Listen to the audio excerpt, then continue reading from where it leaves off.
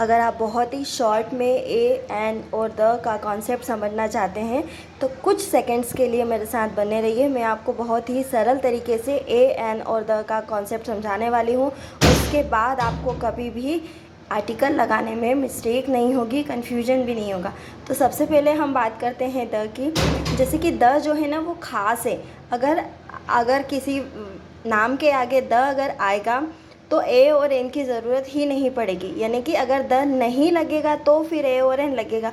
तो सबसे पहले अगर कहीं पर आपको आर्टिकल लगाना है तो आपको ये फिक्स करना पड़ेगा कि वहाँ पर कहीं द तो नहीं लग रहा, क्योंकि अगर द लग गया तो फिर ए और एन की ज़रूरत ही नहीं है।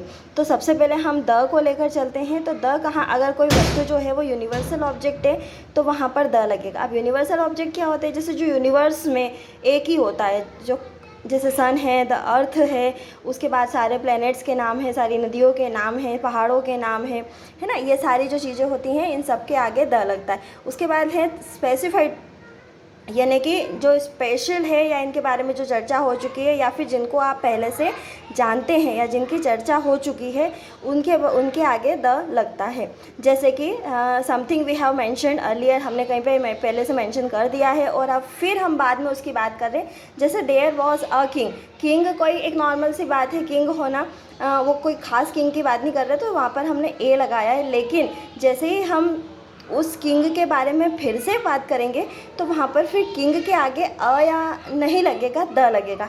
इसलिए यहाँ पर द का उपयोग हुआ है, ठीक है।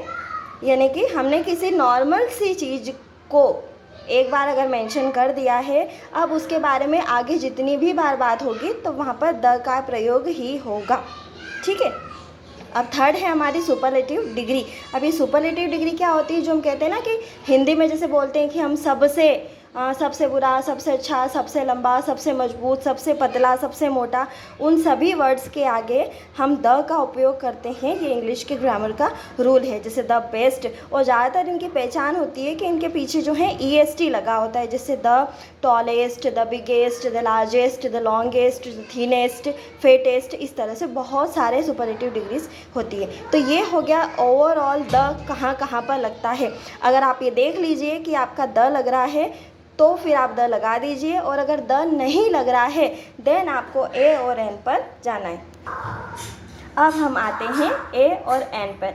जब जहाँ पर द नहीं लगता है वहाँ पर आपको ए और एन में से किसी का उपयोग करना है, और ये टोटली साउंड बेस्ड होते हैं, ना कि स्पेलिंग बेस्ड। यानी कि अगर आप जिस वर्ड के आगे द लगा रहे, ए या एन लगाने वाले हो, उस वर्ड को आप बोल कर देख लीजिए कि वो किस साउंड से शुरू हो रहा है। और एक सबसे अच्छी ट्रिक मैं आपको यहाँ पर देने वाली हूँ, जो अ से अह तक का जो साउंड है, साउंड की बात कर रही हूँ, है ना। आप ध्यान देना है इसको कि साउंड अ से अह तक अगर किसी वर्ड का साउंड शुरू हो रहा है तो उसके आगे डेफिनेटली आपको एन का यूज़ करना है, ठीक है। और अगर जो हमारे क से ग है, हमारा वर्ड जो है इन साउंड्स के साथ शुरू हो रहा है तो उसके आगे आपको ए का यूज़ करना है। बहुत क्लियर सा लॉजिक है। जैसे मैन, म कहाँ आ रहा है हमारा, क से ग तक क्या अ लग गया, फिर अ कैट, क से ग तक में आ रहा है, फिर अ फोन। इस तरह से आप साउंड चेक कीजिए। सबसे पहला जो वर्ड है इसको आप ऐसे लिख कर भी देख सकते हो, ये एक बहुत अच्छी ट्रिक है और इससे कभी भी आपका ए और एन वाला आर्टिकल गलत नहीं होगा, ठीक है।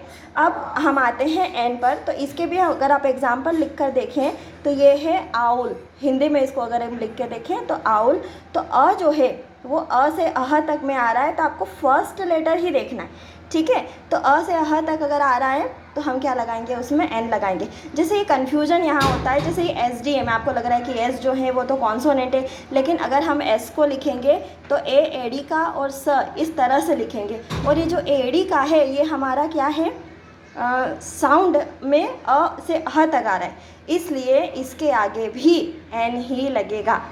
तो जो वर्ड्स के साउंड अ से अह तक आ रहे हैं, शुरुआत का पहला लेटर ध्यान रखना है ना, शुरुआत का पहला लेटर अगर अ से अह तक आ रहा है तो आप उसके आगे एन लगाओगे, और अगर क से ग तक साउंड आ रहे हैं तो आप ए लगाओगे। अगर आपको मेरा ये कंटेंट अच्छा लग रहा है तो मुझे लाइक, शेयर और सब्सक्राइब कीजिए। Thank you so much.